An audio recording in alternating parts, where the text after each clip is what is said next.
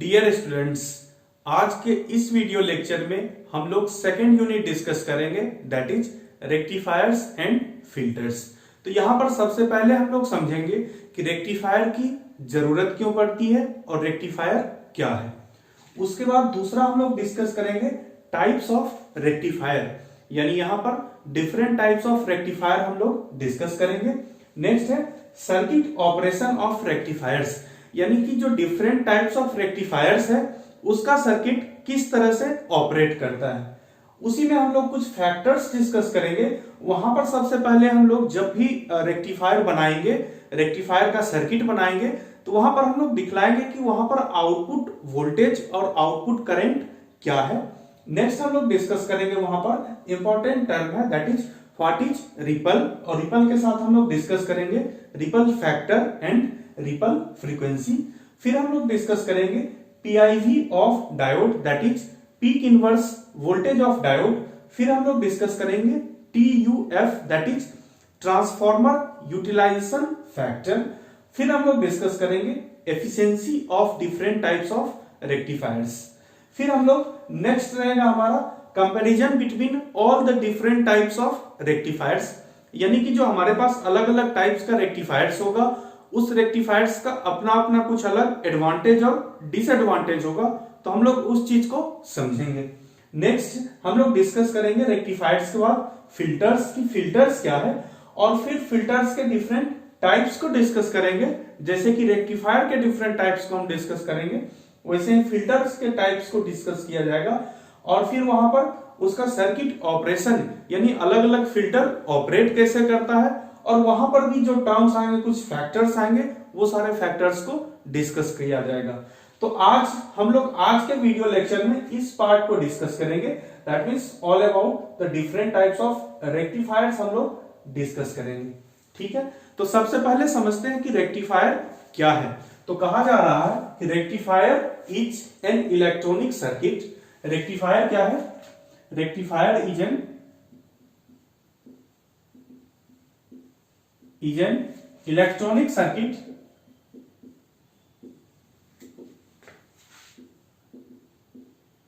that converts AC यानी alternating current to pulsating DC, या फिर आप कहीं कहीं देखेंगे डायरेक्ट लिखा रहेगा that converts AC to DC, लेकिन वहां पर जो DC होता है वो पल्सेटिंग DC होता है, और पल्सेटिंग DC क्या है उसको हम लोग यहां पर समझेंगे। तो यानी कि हमें कह रहा है कि रेक्टिफायर एक ऐसा इलेक्ट्रॉनिक सर्किट है, मान लीजिए ये है रेक्टिफायर, तो ये क्या कह रहा है कि भाई इसमें अगर कोई भी एसी क्वांटिटी आप इनपुट कराओगे, एसी क्वांटिटी इनपुट कराने का मतलब हमारे पास एक सप्लाई वोल्टेज हम दे देते हैं, ये हमारा Vm sin ओमेगा टी। तो ये क्या बतला रहा है कि यहां से जो आउटपुट मिलेगा, यहां से जो आउटपुट मिलने का मतलब आप ये कह सकते हो ये बीच में एक रेक्टिफायर लगा दिया था, और उसके बाद जो हमारा लोड रेजिस्टेंस अगर आप लगाएंगे यहां पर V आउटपुट मिलेगा प्लस माइनस। ये कह रहा है कि यहां जो V आउटपुट मिलेगा ये कौन सा मिलेगा? DC voltage. यहां पर ये जो मिलेगा वो है DC वोल्टेज। तो ये रहा हमारा रेक्टिफायर, यानी कि रेक्टिफायर का डेफिनेशन। दूसरी बात है what is the need of rectifier, यानी रेक्टिफायर की जरूरत हमें क्यों पड़ती है। उसका कारण देखिए, हमारे पास जैसे मोबाइल फोन है, तो मोबाइल फोन को आप जब चार्ज करते हो तो मोबाइल फोन की जो बैटरी है उस बैटरी में आप कौन सा करंट एंटर कराते हो। तो आप पढ़ना मोबाइल फोन चार्जर के बारे में। मोबाइल फोन का जो चार्जर होता है वह मोबाइल फोन की बैटरी में डीसी करंट इनपुट कराता है। तो डीसी करंट हम लाएंगे कहां से? तो डीसी करंट लाने के लिए जो हमारे पास चार्जर होता है उस चार्जर में एक रेक्टिफायर बना होता है, और वो रेक्टिफायर एसी को डीसी में कन्वर्ट करता है। क्लियर? तो रेक्टिफायर की जरूरत हमें क्यों होती है? क्योंकि हमारे पास बहुत सारे ऐसे चीज है, खास करके जब आप इलेक्ट्रॉनिक्स इंजीनियरिंग की बात कर रहे हो, तो इलेक्ट्रॉनिक्स इंजीनियरिंग में बहुत सारे सर्किट्स हैं जो कि सिर्फ और सिर्फ डीसी सप्लाई से चलते हैं, वो भी 5 volt DC 12 volt DC supply पर चलता है। तो इसलिए हमें रेक्टिफायर की जरूरत होती है जो कि हमें एसी को डीसी में कन्वर्ट कर दे। So that is the need of rectifier. तो अब हम लोग आगे डिस्कस करते हैं टाइप्स ऑफ रेक्टिफायर्स, और यहीं पर हम लोग समझेंगे पल्सेटिंग डीसी क्या होता है। तो नेक्स्ट टॉपिक दीजिए heading types of rectifiers. Types of rectifiers. तो देखिए रेक्टिफायर को दो पार्ट टाइप्स में मेनली डिवाइड किया गया है। आपका पहला है हाफ वेव रेक्टिफायर और दूसरा है हमारा फुल वेव रेक्टिफायर। अब यहां पर आपको कहा जाएगा कि फुल वेव रेक्टिफायर भी दो तरह का होता है। तो दोनों तरह का रेक्टिफायर हम लोग समझते हैं क्या क्या होता है। पहला है सेंटर टैप्ड रेक्टिफायर और दूसरा है ब्रिज रेक्टिफायर। दूसरा है ब्रिज रेक्टिफायर। तो यानी मेनली तीन तरह का रेक्टिफायर होगा, 1, 2 और 3। अब आपसे अगर कोई सीनियर ये क्वेश्चन पूछेगा कि कितने तरह का रेक्टिफायर है, आप बतलाओगे भाई दो तरफ का है, हाफ वेव और फुल वेव। तो वो पूछेगा आपसे कि बताओ ये सिंगल फेज रेक्टिफायर और फिर 3 फेज रेक्टिफायर तुम नहीं बतला रहे हो। तो देखिए जो 3 फेज रेक्टिफायर है वह जब आप पावर इलेक्ट्रॉनिक सब्जेक्ट पढ़ेंगे तो वहां पर 3 फेज रेक्टिफायर पढ़ना है। यहां पर सिर्फ सिंगल फेज सप्लाई से आपको डील करना है, इसलिए यहां पर दो रेक्टिफायर्स में बतला रहा हूं, सिंपली हाफ वेव और फुल वेव। क्लियर? तो अब हम लोगों को समझना है, इसको आप नोट कर लीजिए कि हाफ वेव रेक्टिफायर क्या है, फिर हम लोग समझेंगे फुल वेव रेक्टिफायर क्या है। तो आप हेडिंग दीजिए नेक्स्ट हाफ वेव रेक्टिफायर। और बिल्कुल जो मैं यहां पर बतला रहा हूं इतना मोर देन एनफ है आपके किसी भी एग्जाम के लिए, आप रेक्टिफायर को आसानी से समझ सकते हैं। तो पहला हेडिंग दीजिए आप लोग half wave rectifier. Half wave rectifier. तो हाफ वेव रेक्टिफायर को कैसे बनाया जाएगा, आप ध्यान कीजिए। जब आपने मेरा डायोड का लेक्चर देखा था तो मैंने डायोड के बारे में भी कहा था कि डायोड एक तरफ के सिग्नल को अलाउ करता है, पास करता है, और जो निगेटिव सिग्नल होता है उसे ब्लॉक कर देता है। यानी कि डायोड में अगर आप एक अल्टरनेटिंग सप्लाई देंगे तो जब अल्टरनेटिंग सप्लाई पॉजिटिव होगा तो उसे पास करेगा डायोड के थ्रू, और जब अल्टरनेटिंग सप्लाई निगेटिव होगा उस सिग्नल को ब्लॉक कर देगा। इसके लिए हम लोग समझते हैं कि हम ले लेते हैं हमारे पास एक सप्लाई है, ये हमारे पास एक सप्लाई है और यहां पर हमने एक डायोड लगा दिया, ये हमारा डायोड लगा दिया, और यहां पर एक हम रेजिस्टेंस लगा रहे हैं जिस रेजिस्टेंस को कहा जाता है RL, that is load resistance. यहां पर ये सप्लाई जो लिया गया है VS, this is equal to मान लेते हैं VM sin ओमेगा t। ये हम मान लेते हैं VS equal to VM sin omega t। ये हमारा डायोड D। अब अगर हम एक ग्राफ ड्रॉ करें, एक मैं ग्राफ प्लॉट कर रहा हूं, ये ग्राफ है, यहां पर ओमेगा टी है एक्स एक्सिस पर, और वाई एक्सिस पर मैं ले रहा हूं वोल्टेज को। अगर मैं वाई एक्सिस पर लूं तो VM sin ओमेगा टी का ग्राफ कैसा होगा मेरे भाई, VM sin ओमेगा टी का ग्राफ कुछ इस तरह से होगा। और आपको अगर ऊपर बनाऊं इसे तो आप देखिए यहां पर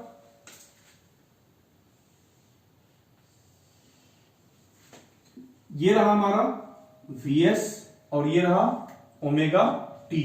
तो देखिए यहां पर ग्राफ कैसा होगा, साइन थीटा का आप जब ग्राफ प्लॉट करते हैं, ये रहा साइन थीटा का ग्राफ। आप कहोगे सर एंगल दीजिए 0 पाई 2 पाई, ये रहा हमारा एंगल।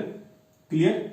ये जो वैल्यू होता है ये पीक वैल्यू होता है VM, यानी कि जब ओमेगा टी 90 डिग्री होगा ये वैल्यू आपको होगा VM, और ये सिमिलरली ये वैल्यू क्या होगा आपका -VM, ये होगा आपका -VM।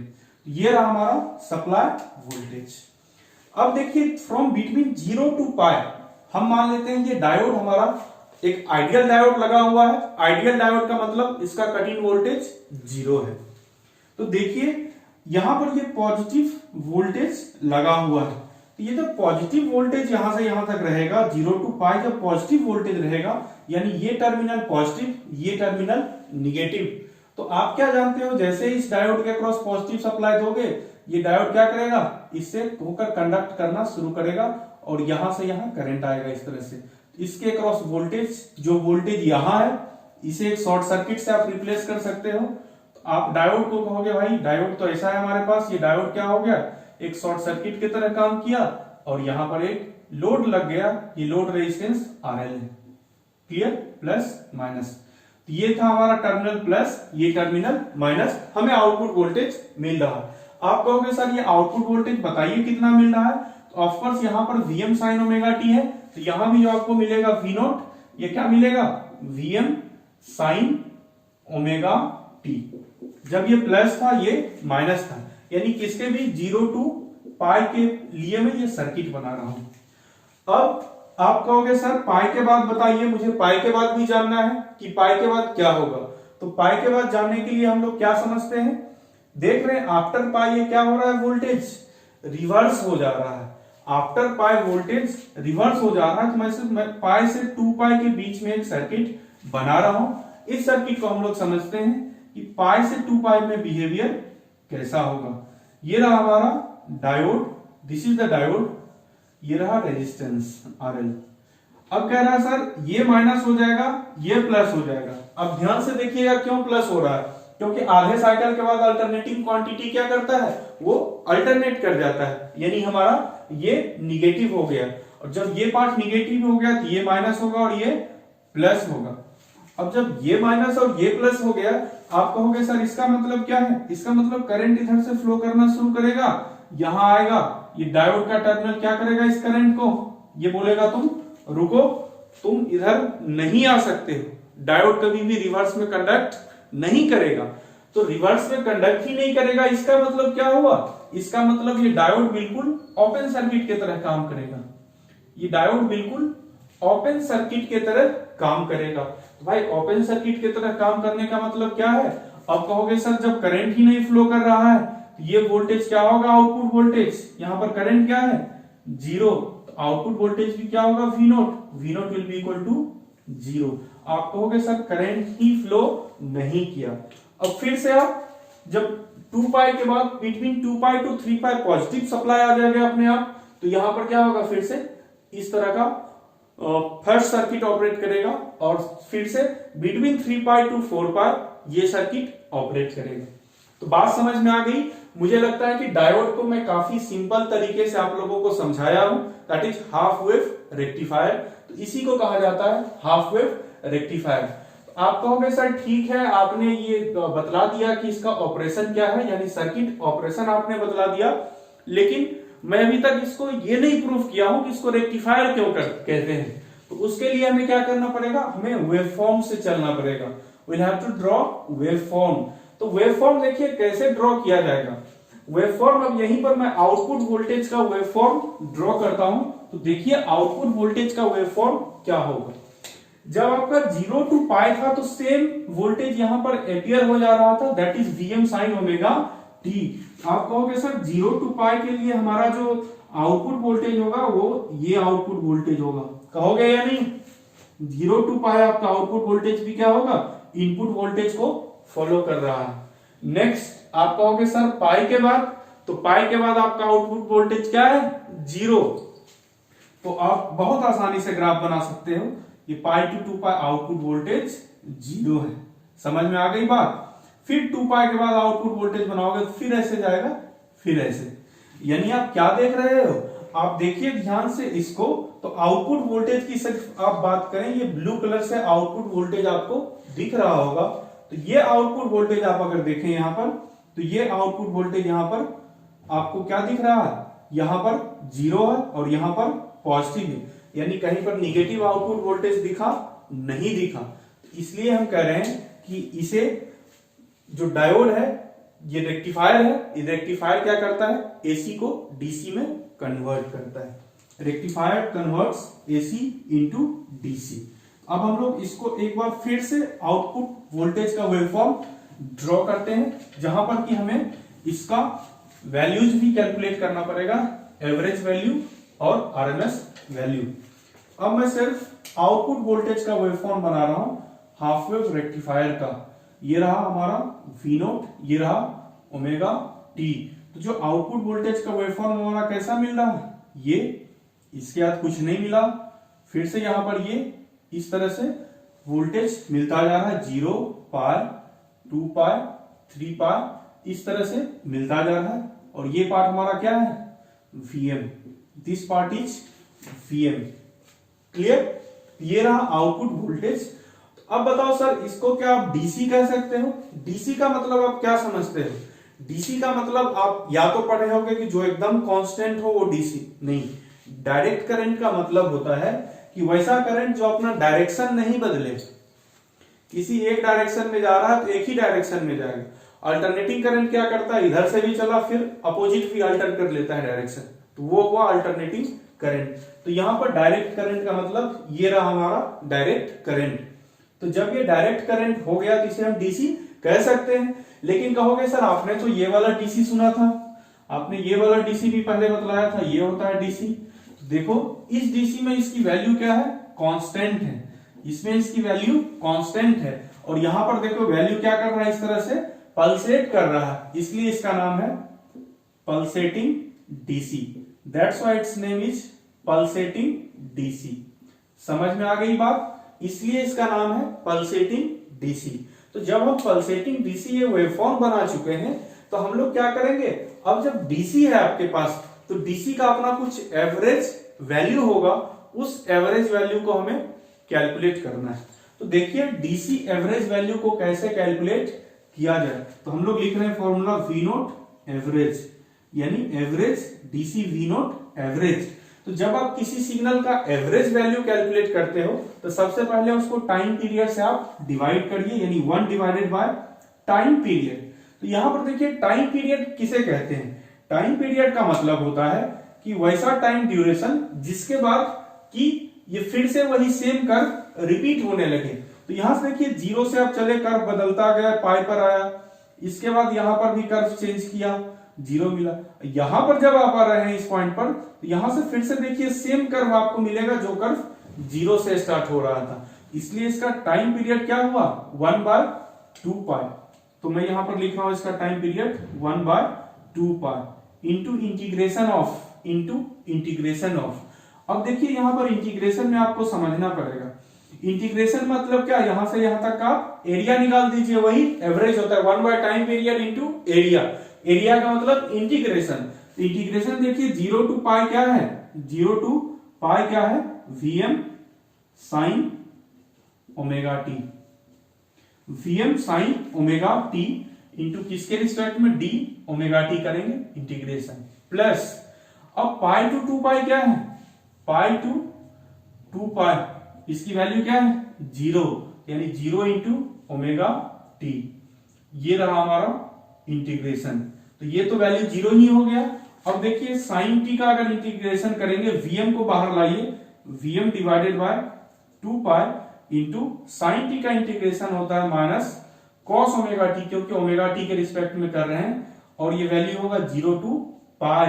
तो यहां पर देखिए कॉस पाई जब 180 डिग्री, यानी कॉस 180 डिग्री -1 होता है, माइनस माइनस प्लस हो जाएगा, और ये हो जाएगा अगर आप समझे यहां पर तो इस माइनस को भी अगर आप बाहर कर लें, ये होगा माइनस Vm। आपको कोई कंफ्यूजन ना हो, इसके लिए मैं माइनस का साइन को बाहर कर रहा हूं, ये हो रहा है कॉस इंटू ओमेगा टी का मतलब कॉस पाई माइनस कॉस 0, यानी कॉस 0। तो देखिए कॉस माइनस पाई की वैल्यू क्या होती है, -1, इसकी वैल्यू क्या करती है 1, तो -1 और -1 -2 इंटू माइनस, तो +2 हो जाएगा।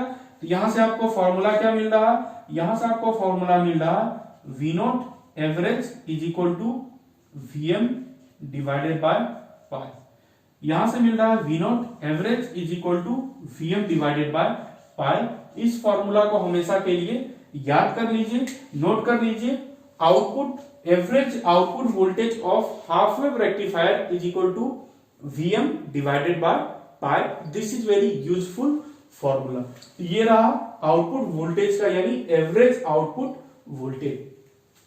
अब यहीं पर कोई कहेगा कि सर ठीक है आपने एवरेज आउटपुट वोल्टेज बतला दिया, अब बताओ कि ये सिग्नल जैसे एसी का सिग्नल में क्या होता था, यहां पर निगेटिव भी आता था, तो यहां पर निगेटिव पार्ट कट किया हुआ है। आपसे पूछेगा सर इसका आरएमएस वैल्यू बता दो, इस सिग्नल का आरएमएस वैल्यू बता दो। तो आप कहोगे ठीक है मैं आरएमएस वैल्यू बता रहा हूं। देखो आरएमएस वैल्यू क्या होता है, वी नोट आरएमएस अगर इसका निकालें, आप देखिए ध्यान से, अगर ये पूरा सिग्नल इस तरह से यहां से इस तरह से जाता तो इसका आरएमएस वैल्यू क्या होता, Vm/√2, क्योंकि Vm है मैक्सिमम वोल्टेज, तो Vm/√2 होता। और यहां पर जब आधा सिग्नल रहे आधा सिग्नल गायब हो, ऐसे कंडीशन में आरएमएस वैल्यू होता है, ऊपर का आरएमएस ऐसे होता Vm/√2 डिवाइडेड बाय √2 कर दो, डायरेक्ट में लिख रहा हूं आरएमएस वैल्यू, तो ये हो रहा है V naught RMS is equal to Vm/2। तो यहां से आरएमएस वोल्टेज आपको मिल रहा है Vm/2 और एवरेज आउटपुट वोल्टेज मिल रहा है Vm/π। क्लियर? इस आरएमएस में कंफ्यूज मत करिएगा। आरएमएस वैल्यू पूरा सिग्नल ऐसे अल्टरनेटिंग रहता है, उसका आरएमएस वैल्यू Vm/√2 होता। तो आप लोग समझदार हैं, जब आधा सिग्नल आपको दिया जाएगा तो याद रखिएगा Vm/√2 तो ऊपर का था पूरा सिग्नल का, आधा सिग्नल के लिए /√2 कर दीजिए, आपको आंसर मिल जाएगा। क्लियर? तो ये रहा आरएमएस वोल्टेज और ये रहा आरएमएस एवरेज वोल्टेज। अब हम लोग समझते हैं, यहां पर आपके सिलेबस में दिया हुआ है कि आरएमएस करंट भी बताइए, आरएमएस यानी कि एवरेज और आरएमएस आउटपुट करंट भी बताइए। तो अब हम लोग करंट को समझते हैं, करंट हमारा क्या होगा। तो देखो भाई, ये था हमारा रेक्टिफायर, ये था आरएल, ये था वीएम। क्लियर? ये था VM sine omega T, VM sine omega T. तो इसको जब अगर हम रेजिस्टेंस से डिवाइड कर देंगे, जब आप इसे रेजिस्टेंस से डिवाइड कर दोगे तो वही हो जाएगा Im sine omega T. Clear? Current क्या होता है, यही तो करंट निकालना है आपको। वी नोट पता है, तो वी नोट पता है तो आई नोट क्या कहोगे आप कहोगे sir I naught is equal to V naught divided by R L. I naught equal to V naught divided by R L. तो यहां पर आपको वी नोट जब दिया गया है तो आई नोट एवरेज अगर आपको लिखना है, आप क्या लिखोगे, वी नोट एवरेज यानी Vm by pi divided by R L. तो यहां से Vm बाय आर एल को क्या लिखोगे, Im लिख सकते हो, Im बाय पाई। यहां से आपको आई नोट एवरेज आ जाएगा Im बाय पाई। तो आई नोट एवरेज जब Im बाय पाई आया, आप कहोगे सर करंट का भी बताइए आरएमएस करंट। तो आई आरएमएस क्या लिखूं मैं direct, I RMS V RMS था Vm/2, तो आई आरएमएस में लिख देता हूं डायरेक्ट Im/2। आपको ये चारों चीज पता चल गया, average voltage Vm/π, average current Im/π, RMS voltage Vm/2, RMS current Im/2। So this is all about half wave rectifier. अब जब हम हाफ वेव रेक्टिफायर को समझ चुके हैं तो नेक्स्ट है हमारे पास full wave rectifier. Next is the discussion on full wave rectifier. तो भाई जब फुल वेव रेक्टिफायर हमें दिया गया है तो आपको याद आ रहा होगा कि फुल वेव में हम लोग दो तरह के रेक्टिफायर की बात किए थे। उसमें पहला था हमारा सेंटर टैप्ड रेक्टिफायर और दूसरा था फुल वेव ब्रिज रेक्टिफायर। हम लोग इसमें पहला डिस्कस कर रहे हैं सेंटर टैप्ड रेक्टिफायर। तो भाई ये सेंटर टैप्ड रेक्टिफायर क्या होता है, देखिए रेक्टिफायर जो होता है आपके पास अल्टरनेटिंग वोल्टेज जो आपके घर में अवेलेबल है वो 240 वोल्ट का अल्टरनेटिंग वोल्टेज आपके स्विच बोर्ड से मिल रहा है। तो आप अगर ये 240 वोल्ट के अल्टरनेटिंग वोल्टेज में डायरेक्ट डायोड और लोड लगा दोगे हमारा मोबाइल फोन, तो ये तो बहुत ही ह्यूज वोल्टेज हो जाएगा आउटपुट वोल्टेज। तो हम लोग क्या करते हैं, इसके लिए एक ट्रांसफार्मर लगाया जाता है। जो चार्जर होता है उस चार्जर में पहले आपको एक ट्रांसफार्मर वहां पर मिलता है, अंदर छोटा सा ट्रांसफार्मर होता है, इलेक्ट्रॉनिक ट्रांसफार्मर।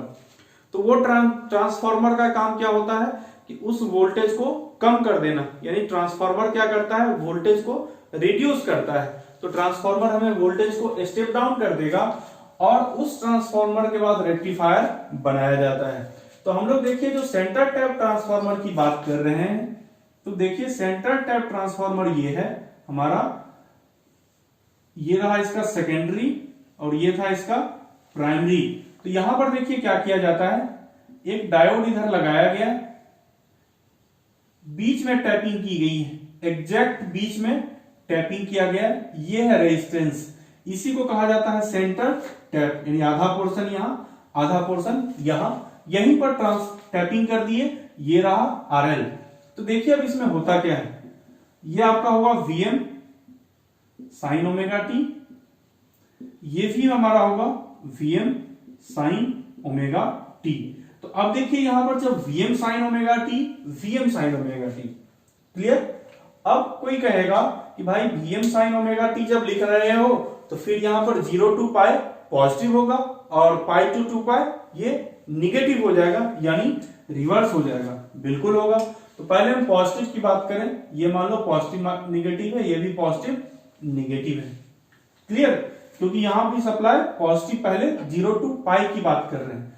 अब कहेगा कि भाई यहां से ऐसे चला, करंट ऐसे आ जाएगा, करंट ऐसे चला, पॉजिटिव का मतलब ये डायोड शॉर्ट सर्किट हो जाएगा और करंट यहां पर आ जाएगा। तो इसके अक्रॉस एक वोल्टेज हमें मिलेगा प्लस माइनस V0 वोल्टेज मिलेगा, क्लियर। अब देखिए हम लोग फुल वेव रेक्टिफायर बना रहे हैं। फुल वेव का मतलब क्या है कि हाफ वेव के केस में जो पाई टू 2 पाई हमें 0 वोल्टेज मिल रहा था, यहां पर फुल वेव के केस में हमारा पाई टू 2 पाई को भी यूटिलाइज करना है और हम चाह रहे हैं कि पाई टू 2 पाई में भी हमें पॉजिटिव वोल्टेज मिले। तो आपको लगेगा भाई ये पॉजिटिव वोल्टेज कैसे मिलेगा, क्योंकि हमारा तो पाई टू 2 पाई निगेटिव हो जाता है सप्लाई, तो आउटपुट कैसे हमें पॉजिटिव मिल सकता है, आपको पॉजिटिव मिलेगा। उसके लिए देखिए हम लोग टेक्निक क्या यूज करते हैं, ये आप प्लस का समझ चुके हो, अब हम लोग माइनस का समझते हैं। माइनस का समझने के लिए देखो हम मान लेते हैं कि ये हमारा सप्लाई माइनस हो गया, यानी पाई टू 2 पाई की बात कर रहा हूं, और ये भी क्या होगा साथ साथ माइनस प्लस हो जाएगा। तो जब ये माइनस हो जाएगा फिर तो भाई ऐसे करके करंट जाने वाला नहीं है, बिल्कुल नहीं करंट जाएगा ऐसे करके। अब हमारा दूसरा तरीका क्या है करंट ले जाने का, दूसरा तरीका करंट है, देखिए यहां भी Vm साइन ओमेगा टी इस डायरेक्शन में अवेलेबल है। तो आप क्या करिए कि यहां से लीजिए एक डायोड को, एक डायोड के थ्रू यहां से डायरेक्ट यहां कनेक्ट कर दीजिए। यहां से हम डायोड लिए, ये इसे हम लोग यहां कनेक्ट कर दिए, क्लियर। यहां से एक डायोड लेकर हम लोग इसे यहां पर कनेक्ट कर दिए। तो जब इसको हम यहां पर देखिए अब कनेक्ट कर देंगे, अब हमारा निगेटिव हो चुका है, तो ये वाला पार्ट तो चला नहीं, ये डायोड हमारा क्या रहेगा, ऑफ रहेगा, ये डायोड हमारा ऑफ रहेगा। तो ये जब डायोड यहां पर है तो ये डायोड क्या करेगा, माइनस प्लस, ये डायोड कहेगा हाँ भाई चलो हम फॉरवर्ड बायस हैं, यहां से चलेगा, यहां से करंट इस तरह से होकर आएगा।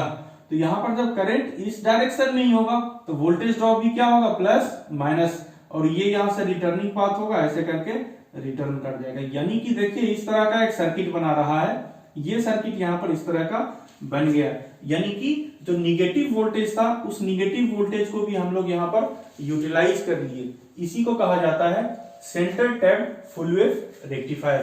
तो यहां पर इस रेक्टिफायर को इस तरह से भी आप बना हुआ देखेंगे, ये देखिए हमारे पास ट्रांसफार्मर है, ट्रांसफार्मर का आप टैपिंग करिए बीच में, और यहां पर आप देखेंगे एक डायोड ऐसे लगा हुआ है, लोड को यहां लगा दिया जाएगा, क्लियर, जो आपको किताब में दिखेगा, और एक यहां पर लगा दिया जाएगा, क्लियर। ये रहा RL load, this is D1, this is D2। ये कहा जाता है किताब में कि ये सेंटर टैप रेक्टिफायर है। तो यहां तो मैं जस्ट डायरेक्ट आपको समझाने के लिए डायोड से समझा दिया। अब यहां भी देखिए वही कंडीशन होता है, जब ये प्लस रहेगा ये माइनस रहेगा, ये भी प्लस ये माइनस रहेगा, ये प्लस माइनस, ये डायोड शॉर्ट होगा, इस तरह से होकर करंट आएगा, ये प्लस होगा ये माइनस होगा, यहां पर V0। जब पाई टू 2 पाई वोल्टेज आएगा तो पाई टू 2 पाई क्या होगा, ये माइनस ये प्लस, ये माइनस ये प्लस, तो पाई टू 2 पाई ये ऐसे करेगा, मैं नहीं जाऊंगा यहां, ये डायोड हमें बंद कर देगा, तो इधर से सप्लाई नहीं आएगा। ये कहेगा हाँ मैं जाऊंगा भाई, ये डायोड हमें रास्ता दे दिया, ये ऐसे आएगा, फिर से करंट इधर से ही। तो हम क्या देख रहे हैं कि करंट और वोल्टेज आइदर निगेटिव सप्लाई हो या पॉजिटिव सप्लाई हो, हमें इधर से ही मिल जा रहा है, यानी एक डायरेक्शन से हमें करंट और वोल्टेज मिल रहा है। इसका मतलब हमें निगेटिव वोल्टेज मिल नहीं रहा है, निगेटिव वाले को भी कहां मिल रहा है, ये रिवर्स करके मिल रहा है। तो ये रहा हमारा सेंटर टैप रेक्टिफायर। तो अब कहोगे सर इसका एक वेवफॉर्म ड्रॉ कर दीजिए, तो मैं बिल्कुल वेवफॉर्म ड्रॉ करूंगा। आप कहोगे सर हमें सप्लाई का वेवफॉर्म पता है, अब आप डायरेक्टली आउटपुट वोल्टेज का वेवफॉर्म ड्रॉ कर दीजिए। तो बिल्कुल मैं आपके लिए सिर्फ आउटपुट वोल्टेज का वेवफॉर्म ड्रॉ कर रहा हूं, सप्लाई का वोल्टेज आपको पता है। ये देखिए 0 to pi Vm sin omega T, clear, 0 to पाई। अब जो पाई टू 2 पाई मिल रहा है ये भी क्या है, Vm sin ओमेगा टी मिल रहा है। ये क्या था, Vm sin ओमेगा टी। तो यानी यहां पर क्या मिल रहा है, ये रिवर्स मिलेगा इस तरह से, यानी पॉजिटिव वोल्टेज ही हमें मिलेगा। पॉजिटिव क्यों मिलेगा, माइनस प्लस में मान लो 1 वोल्ट हो गया सर, यहाँ 1 वोल्ट प्लस आ जाएगा, 2 वोल्ट हो जाएगा सर, 2 वोल्ट प्लस आ जाएगा, यानी कि Vm के अकॉर्डिंग वेरी करता रहेगा। ये रहा हमारा वेवफॉर्म ओमेगा टी, और ये V not 0 pi 2 pi 3 pi 4 pi, clear. तो देखिए यहां पर ये रहा, this is the output voltage waveform of full wave centre tap rectifier. तो आप कहोगे सर ये आउटपुट वोल्टेज हमने जब लिख दिया तो जल्दी जल्दी सर हमें आप इसका एवरेज वोल्टेज का फॉर्मूला बताइए। तो देखो एवरेज वोल्टेज हाफ वेव का कितना था, Vm बाय पाई। तो यहां पर देखो एवरेज डायरेक्ट क्या हो रहा है, यहां पर फिर से आधा आधा टर्म दूसरा वाला भी ऐड हो जा रहा है, यानी कि पहला का अगर एवरेज 1 वोल्ट था तो इस वेवफॉर्म का एवरेज क्या होगा, डायरेक्ट डबल हो जाएगा, यानी टाइम पीरियड आपका रिड्यूस हो गया। तो हमें अगर लिखें टाइम पीरियड के टर्म में 0 पाई, पाई के बाद ही देखिए सेम वेवफॉर्म रिपीट हो रहा है, यानी टाइम पीरियड क्या हो गया, अब यहाँ पर पाई हो गया टाइम पीरियड। तो V नोट अगर लिखे, V नोट एवरेज, तो ये क्या लिखेंगे 1 divided by pi into integration of 0 to pi. अब सर 0 टू पाई ही इंटीग्रेशन करिए क्योंकि यही हमारा टाइम पीरियड हो गया। तो यही जब टाइम पीरियड हो गया, और ये सिग्नल क्या है, Vm sin omega T into D omega T. तो यहां से आप कैलकुलेट करेंगे क्या था, उस समय 1/2 पाई था, यहाँ पर 1 बाय पाई था। तो यहां से आपको क्या मिलेगा, यहां से मिलेगा 2 Vm by pi. V naught average equal to 2 Vm by pi. कहोगे सर 2 Vm बाय पाई हमने ला दिया, हमें I नोट भी बताइए जल्दी से। तो I नोट आप क्या लिखोगे, I नोट, तो I नोट भी क्या हो जाएगा, सिंपली इसमें RL से डिवाइड कर दोगे, I नोट भी होगा 2 Im by pi, 2 Im by pi I note average. ये दोनों क्या है, एवरेज वैल्यू है, ये दोनों एवरेज वैल्यू है। आपको ये दोनों एवरेज वैल्यू मिल गए। तो जब आप इस एवरेज वैल्यू आपको मिल चुका है वोल्टेज और करंट का, नेक्स्ट कहोगे सर जल्दी से इसका आरएमएस वैल्यू बताइए, क्योंकि हमें आरएमएस वैल्यू भी जानना है। तो अब सोचो आरएमएस वैल्यू क्या होगा। आरएमएस वैल्यू उस समय, अब देखो यहां पर क्या है, जो निगेटिव पार्ट था वो निगेटिव पार्ट ऐसे नहीं होकर सिर्फ डायरेक्ट ऐसे हो गया, निगेटिव पार्ट पॉजिटिव हो गया। और जो आरएमएस वैल्यू आप कैलकुलेट करते हो होता क्या है, रूट मीन स्क्वायर। तो यानी कि जब आप स्क्वायर ही करते हो सिग्नल को, तो ये निगेटिव में था, उसको फिर स्क्वायर करोगे तो ऑफकोर्स पॉजिटिव में आ जाएगा। तो ये जो साइनसॉइडल वेवफॉर्म का जो आरएमएस वैल्यू होगा वही आरएमएस वैल्यू इस वोल्टेज सोर्स का भी होगा। तो इसे आप पढ़े भी होंगे बेसिक इलेक्ट्रिकल में। तो मैं डायरेक्ट लिख रहा हूं V naught RMS is equal to Vm by root two. V naught RMS is equal to Vm by root two. तो सर कहोगे I नोट RMS क्या होगा, तो I नोट RMS भी हमारा क्या होगा, Im बाय रूट टू। यानी RMS वोल्टेज यहां पर मिलेगा Vm बाय रूट टू और Im बाय रूट टू। ये रहा centre tap full wave rectifier. अब कहोगे सर नेक्स्ट जल्दी से बताइए कौन सा, फुल वेव ब्रिज रेक्टिफायर की मैंने आपको कहा था। तो देखते हैं भाई ब्रिज रेक्टिफायर क्या है। तो ब्रिज रेक्टिफायर को भी अभी हम लोग समझ लेते हैं। फुल वेव ब्रिज रेक्टिफायर, देखते हैं ब्रिज रेक्टिफायर क्या है। Clear, I think centre tap rectifier आप लोगों को समझ में आ चुका होगा। नेक्स्ट आपको ब्रिज रेक्टिफायर लिखना है। तो देखिए यहां पर क्या है next, full wave bridge rectifier. Full wave bridge rectifier को जब हम लिखें तो देखिए यहां पर ब्रिज रेक्टिफायर कैसे बनाया जाएगा। तो ब्रिज रेक्टिफायर के लिए देखिए हम मान लेते हैं ट्रांसफार्मर से तो हमारा सप्लाई आ ही रहा होगा, तो हम एक अल्टरनेटिंग सप्लाई यहां पर ले रहे हैं, या चलो हम भी ट्रांसफार्मर ही ले रहे हैं। आपको कोई कंफ्यूजन नहीं हो कि सर आपने पहला बार में ट्रांसफार्मर लिया, इस बार ट्रांसफार्मर नहीं ले रहे हो। नहीं, बिल्कुल ऐसी बात नहीं है। मैं ट्रांसफार्मर ले रहा हूं, एक डायोड लगा रहा हूं, सबसे पहले एक रेजिस्टेंस लगा रहा हूं, डन, क्लियर। ये देखिए Vm sin ओमेगा टी है, ये जब प्लस होगा और ये माइनस होगा, यानी बिटवीन 0 to पाई। तो देखिए क्या होगा, यहां पर चलेगा, सप्लाई इधर से आएगा, ये प्लस ये माइनस, V नोट हो गया, क्लियर। कहोगे सर ये तो आपने हाफ वेव रेक्टिफायर बना दिया, क्योंकि निगेटिव साइड से तो जा ही नहीं रहा। बिल्कुल ये अभी हाफ वेव रेक्टिफायर है, आपको इसको फुल वेव रेक्टिफायर बनाना है। आप फुल वेव रेक्टिफायर बनाने के लिए क्या करोगे, आप फुल वेव रेक्टिफायर बनाने के लिए, यानी कि जब हमारा ये निगेटिव हो और ये पॉजिटिव हो, ये निगेटिव हो और ये पॉजिटिव हो, फिर भी हमारा करंट क्या होना चाहिए, इससे होकर ऐसे आना चाहिए, यहां से ऐसे करंट आना चाहिए। भाई इसके लिए मैं क्या कर सकता हूं, इधर से तो जाने वाला नहीं है और इधर से भेजना भी नहीं है हमें। हम क्या करेंगे, यहां से शॉर्टकट लगाओ। आप लोग क्या करते हो, आपको अगर एक रास्ता कोई बंद करता है तो आप क्या करते हो, दूसरे दरवाजे से जाते हो।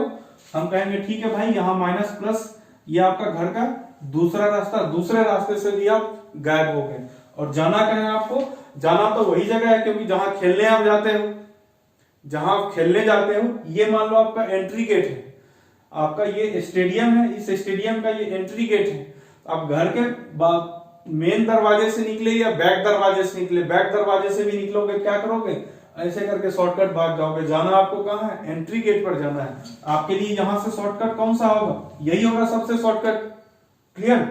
तो इसलिए आप यहां से होकर ऐसे चले जाओगे। तो जब ये ऐसे गया तो भाई ठीक है, ये कहेगा हाँ आइए, डायोड हमें इस तरह से लगा दिया गया है, ठीक है, करंट हम यहां से बढ़ेगा और यहां से करंट इधर आएगा, यहां से करंट इधर आएगा, ठीक है। अब देखो यहां से आप थोड़ा सा सोचिए, करंट का काम क्या होता है, ये सप्लाई है, ये सप्लाई का निगेटिव टर्मिनल है और ये पॉजिटिव टर्मिनल है, ठीक है। अब देखिए आपके घर में जब आप जिस दरवाजे से निकलते हैं छुप छुप के, फिर आप वापस उस दरवाजे से नहीं आते हैं, वापस दूसरे दरवाजे से आते हैं फिर से, ठीक है। तो यहां भी करंट क्या करेगा, करंट कर रहा है कि अच्छा मैं निकला हूं इससे, मैं वापस किससे आऊंगा, इससे आपको हर हाल में वापस करना पड़ेगा, क्योंकि तभी आप दिखलाओगे कि ये सप्लाई है। इससे ही वापस आ ही नहीं सकता और इससे ही ऐसे चलता रहेगा, इसका मतलब इसको सप्लाई मिल ही नहीं रहा। देखिए अगर ऐसा हो, मान लो ये माइनस प्लस 2 वोल्ट हो और आप कहोगे सर ये ऐसे ऐसे क्यों नहीं चलता रहेगा। अब बताओ भाई ये कोई कनेक्शन है, यहाँ क्या है, इस सर्किट में कहीं वोल्टेज सोर्स ही रोल ही नहीं आएगा इसका। फिर कहेगा नहीं ऐसे नहीं चलना है। चलना कैसे है हमें, चलना है हमें यहां से यहां आना है। हम क्या करेंगे, यहां से फिर एक कॉर्नर मारो, यहां पर एक डायोड लो, ये डायोड यहां लगा दो, ये क्या करेगा, करंट यहां से गया इधर इस तरह से चला है। आप कहोगे सर ये दोनों ज्वाइंट है, इसके लिए तो कुछ करो, ठीक है, इसके लिए मैं कर रहा हूं, इसको मैं दिखा दिया इस तरह से कि ये इसे स्किप करके जा रहा है, ये हो गया। अब फिर से आप थोड़ा समझदार हो, कहोगे सर ये पॉजिटिव वाले के लिए भी कुछ करो। पॉजिटिव वाले के लिए करने का मतलब क्या है, देखिए कि अब अभी भी आप कहोगे क्या ये तो इधर से आ सकता है। पॉजिटिव वाले के लिए, पॉजिटिव में देखो क्या करना पड़ेगा, क्योंकि आप ये कह सकते हो ना कि अभी भी आप देखोगे ये डायोड इधर से भी आने का चांस है, तो होना क्या चाहिए कि भाई ये इस रास्ते को बंद करो, यानी कि इस रास्ते को आपको देखिए यहां पर जब ये निगेटिव चलेगा, ये देखिए यहां पर जब निगेटिव चलेगा, ये निगेटिव वाला क्या कहेगा, निगेटिव वाला कहेगा कि जब ये माइनस प्लस था तो हमें यही पाथ मिलना चाहिए, ये पाथ हमें नहीं चाहिए, आपको इस पाथ की जरूरत नहीं है। जब आप निगेटिव चलने लगे तो ये रास्ता बंद होना चाहिए आपके लिए, इस रास्ते को आप ऐसे बंद कर दो, इस रास्ते को आपने ऐसे बंद कर दिया, तो ये रहा आपका डायोड। यानी पहला केस में डायोड का नाम तो मैं दे रहा हूं D1 D2, यह है D3 D4। तो अब मैं कह रहा हूं कि जब आपका 0 to पाई था, यानी पॉजिटिव साइकिल, उस केस में कौन कौन सा डायोड कंडक्ट कर रहा था, D1 और D2, तब था आपका D1 और यही सब आपको नोट करने वाली बात है। D1 एंड D2 कंडक्ट कर रहा है। नेक्स्ट जब पाई से 2 पाई ले रहे हैं तो तब कौन सा कंडक्ट कर रहा है, ये और ये कंडक्ट कर रहा है, ये और ये कंडक्ट कर रहा है, इस तरह से आ रहा है। तो D3 और D4 कंडक्ट कर रहा था, D3 एंड D4, D3 और D4 कंडक्ट कर रहा है। पहला केस में D1 और D2 कंडक्ट कर रहा था। समझ में आ गई बात। ये रहा आपका फुल वेव ब्रिज रेक्टिफायर। अब आप कहोगे कि सर मैंने बुक पढ़ा था, बुक में इस तरह का सर्किट नहीं था। तो ठीक है भाई, बुक में जो सर्किट था उस सर्किट को भी मैं ड्रॉ कर दे रहा हूं। आप ये सर्किट भी ड्रॉ कर सकते हैं एग्जाम में, लेकिन आप कहोगे नहीं सर मुझे बुक वाला ही सर्किट चाहिए, एकदम बुक वाला ही सर्किट होना चाहिए। ठीक है भाई, बुक वाला सर्किट ले लो। देखो बुक में इस तरह से बना रहेगा।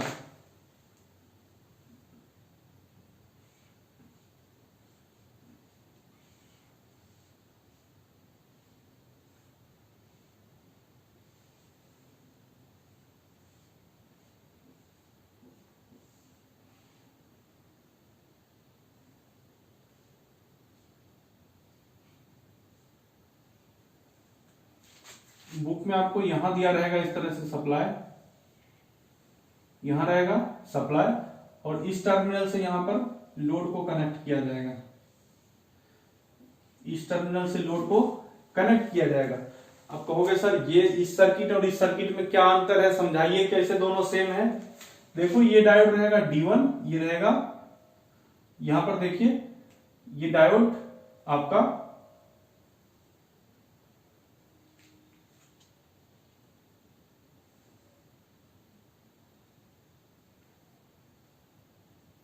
यहां से देखिए चलेंगे आप, ये देखिए माइनस प्लस मान लेते हैं पहले, ये हमारा सप्लाई है, ये रहा माइनस, ये प्लस फर्स्ट साइकिल में। तो यहां से चला आगे, ये रास्ता बंद है, इससे नहीं जाएगा, ये डायोड ब्लॉक है, इससे नहीं जाएगा।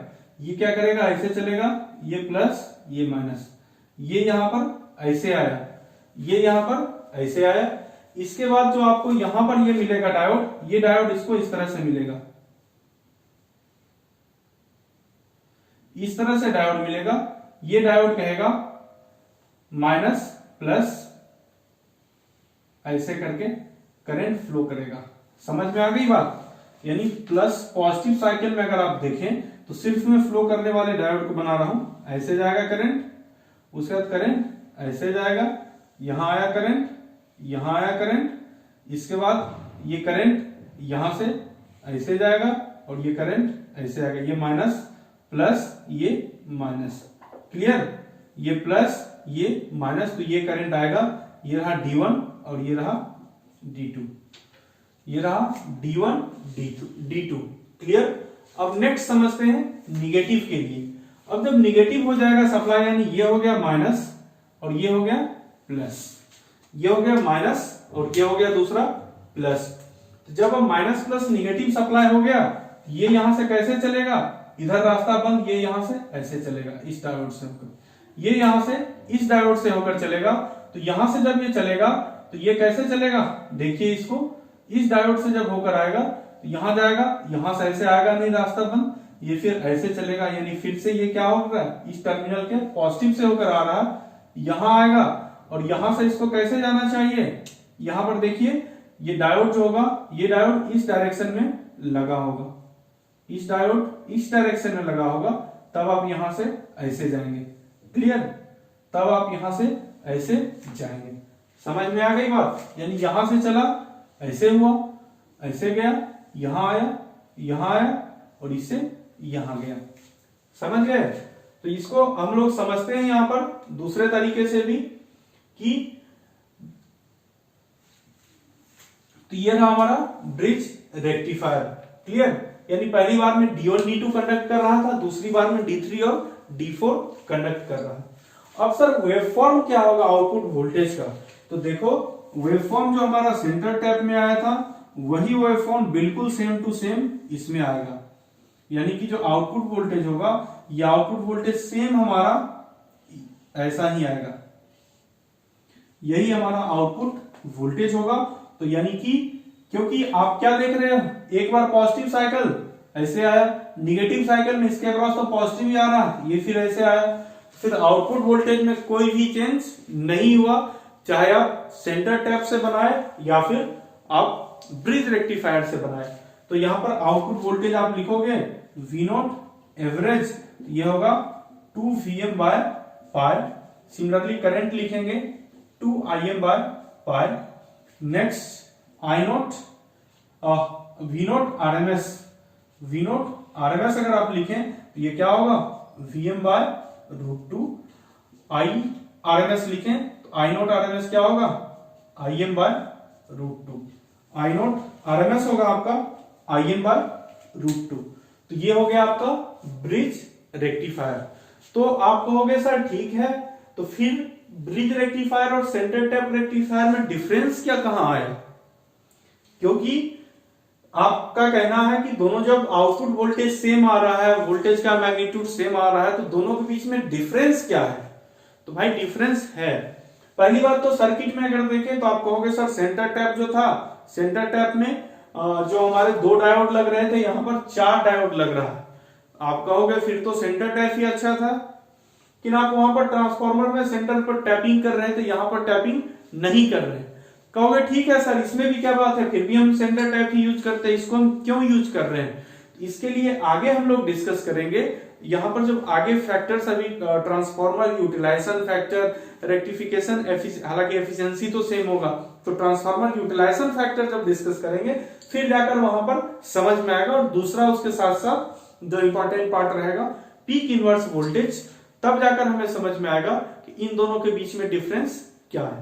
तो ये रहा हमारा डायोड्स का बेसिक को हम लोग समझ चुके हैं, डिफरेंट टाइप्स ऑफ डायोड्स। अब नेक्स्ट वीडियो लेक्चर में हम लोग स्पेसिफिकेशंस ऑफ डायोड डिस्कस करेंगे, यानी कि हम लोग ये जो सारा पार्ट है रिपल फैक्टर, ये सारा पार्ट्स को हम लोग डिस्कस करेंगे अभी सेकेंड वीडियो लेक्चर में।